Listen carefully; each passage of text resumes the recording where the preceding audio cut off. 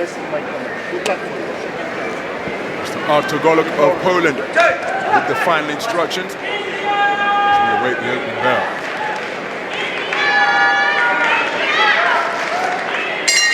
Round one. We're in the 75 kilogram middleweight division. And this a contest between boxers from India and Tuvalu. The contrast could not be greater.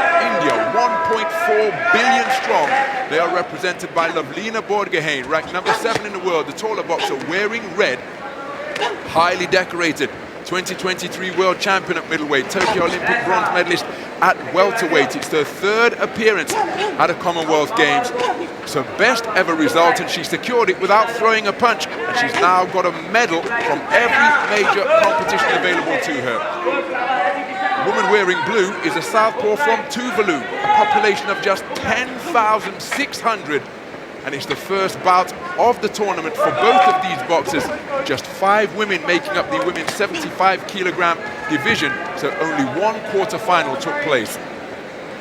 So the woman wearing blue, a bit of a history maker, because she has secured Tuvalu's first ever medal in any event at the Commonwealth Games. So the 2025 New Zealand national champion, but she has switched back to Tuvalu, the land of her heritage, earlier this year.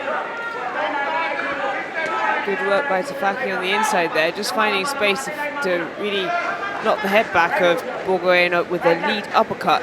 Kind of slipped under the jab hand of Borgohain, which is quite a nice shot. But Borgohain keeping this range here with the longer punches. Sort of waiting for Tafaki to push forward and come in. So Tafaki just engaging in some saber rattling. What a wonderful southpaw right. It came behind a reverse 1-2, first to left cross and a caught right hand to end the salvo, and it snapped the head back of the taller boxer Borgohain of India. She goes in search of her get back, looking to get onto the front foot now, shooting out a right jab on a steep upward trajectory, and then sneaking in that overhand left once again is Tafaki. Solid jab there from Borgohain, just coming forward, finding the distance nicely, looking to head back at Tafaki, but Tafaki staying focused, looking to go down to the body. Borgohain got that brace on the right knee of Borgohain, the K-tape on the brace on the left knee of Borgohain, the K-tape on the right knee of Tafaki. With this left jabs while spinning off the line, Borgohain, with this unusual situation of having just 5 boxers making up a weight class, as Borgohain lands a solid left hook during that exchange. You have to have at least 1 contest. So had either of these boxers not been able to make it to the ring, they would not have been awarded a bronze medal. But here they are competing in a bid to progress through to the final. Now, having boxed around, each of them are now confirmed bronze medalists. First round in the book, one suspects it's the woman in red. He did enough to take that one. But there was that sneaky overhand left scored by Tafaki.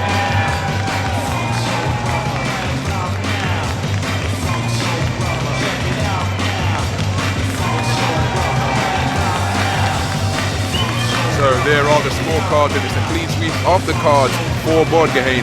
Tafaki in the contest and had a couple of pockets of success. The better boxing over the overall 3-minute duration coming from the world number 7, representing India. Just tighten up your defense, and when you come close, push it off. 5-0 up. Come on, easy work. Let's go.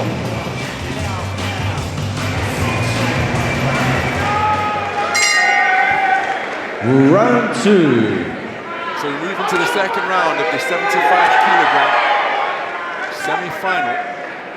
The opening round was taken unanimously by the woman wearing red. That is Lovlina Borgohain, 28 years of age, the woman from Assam. And to press her way forward is Tafaki. Tafaki just getting the advice from the corner to try and move ahead to come either side of that lead hand of Borgohain to get inside. Struggling a little bit still to get there, but she's working hard and she's coming forward, looking for that backhand to the body. Managed to sneak in a couple of body shots beneath the outstretched left arm of Borgehain, did Tafaki. Tafaki just batting down that incoming flicking left from Borgehain. Just content to stay on the edge of range, peck and poke with her straight punches. To get a more solidity behind that left hand. There's a massive gap in international experience. This the biggest tournament of Tafaki's career. She's been touched up by these shots without much power on them, but they are precise and they are solid enough to be registered as point-scoring shots. Not only does the shot have to land with the knuckle part of the glove, it must have some shoulder or body weight behind it. So when you're in the ring with a boxer who likes to flick out shots like that, the shots, even though they may land, they can be considered arm punches and won't necessarily score. But I think Borgehain is putting enough on the shots for them to be considered point-scoring blows.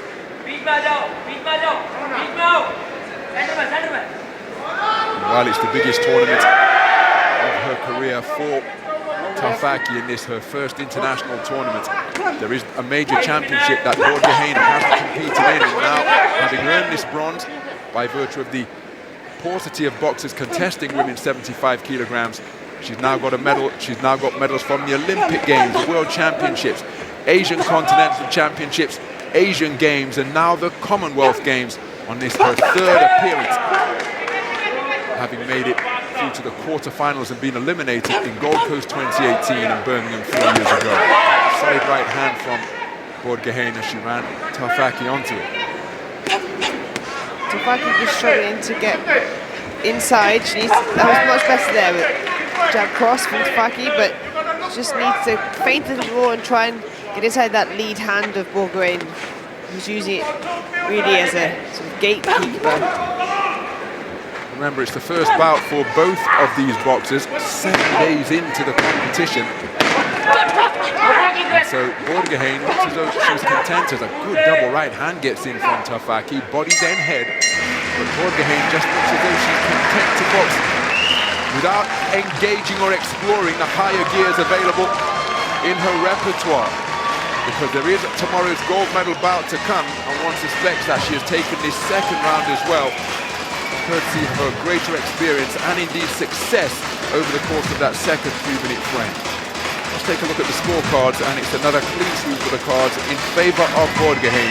She did 20 points to 18 for all 5 scoring judges.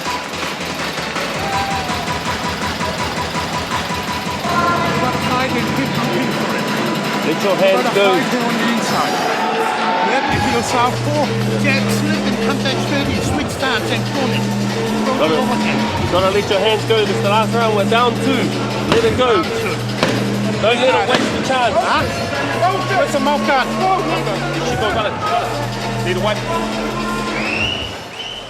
Round 3. So too much moisture on the head and body of Tafaki. So the referee calling time as we enter the third and final round of the second 75 kilogram middleweight semi-final. The boxer wearing red, the 7th ranked boxer in the world, Lavlina Borgehain of India, has taken the first 2 rounds unanimously, 10 points to 9 in each of the 2 completed stanzas, giving her a significant lead of 20 points to 18 for all 5 scoring judges. As for Tafaki, the history maker for Tuvalu, she's continuing to press, and she does possess a potent backhand that she was able to sneak home in the early stages of the first round. But for the most part, Borgehain has controlled matters as the counter is effective from Tafaki, but Borgehain has controlled matters with her experience and ring craft over the course of the 2 completed sessions. Borgehain just putting some more punches together this round. She's up the pace a little bit. She's just coming forward. Tafaki, big swinging backhand there and a miss. Borgehain just too smart, moves out of the way. Not only is Tafaki the history maker for Tuvalu, securing their first ever Commonwealth Games medal across any sport, she's also a part of a sibling tradition that is becoming something of a trend on the Commonwealth Games boxing stage, because her brother Pasoni Badi Tafaki contested the men's 70 kilogram light middleweight division, was eliminated in the preliminary rounds. Of course, we had the twins, Pat and Luke McCormack, who had such success on the Commonwealth Games stage. More recently, the Walsh siblings. And up. Go. And here, of course, we've got the Al Ahmadieh siblings. And one of those Al Ahmadieh siblings has made it through to the medal stages and the gold medal bout tomorrow.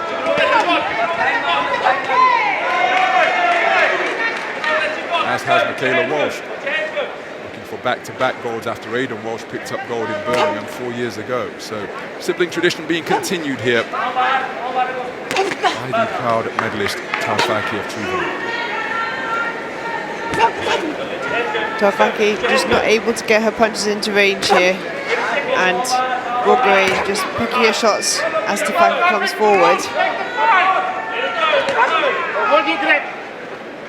No faulting the desire of Tafaki, but again, she's facing off against one of the most accomplished, experienced boxers in the world in the 3-round format of Olympic-style boxing. Pressing forward, her attempted offensive salvo is being negated by the ability of Borgohain to pivot, to smother when required, and just score with effective punches. A respectful touch of gloves at the conclusion of the contest. No doubting the desire of Tarona Kanambadi Pasoni Tafaki, but it will be Lina Borgohain, who, having secured her first Commonwealth medal at this, her third Commonwealth Games, will now contest Commonwealth Games gold against Emma Sue Greentree. The referee will bring together both boxers. What an accomplishment for Tarona Kanambadi Pasoni Tafaki. The luck of the draw favouring her in this weight class, where just 5 boxers made up the bracket. So she through to the semi-finals and the medal podium automatically, as long as So we she go to our judges. Unanimous decision, the winner in the red corner from India, Lovelina Borgohain.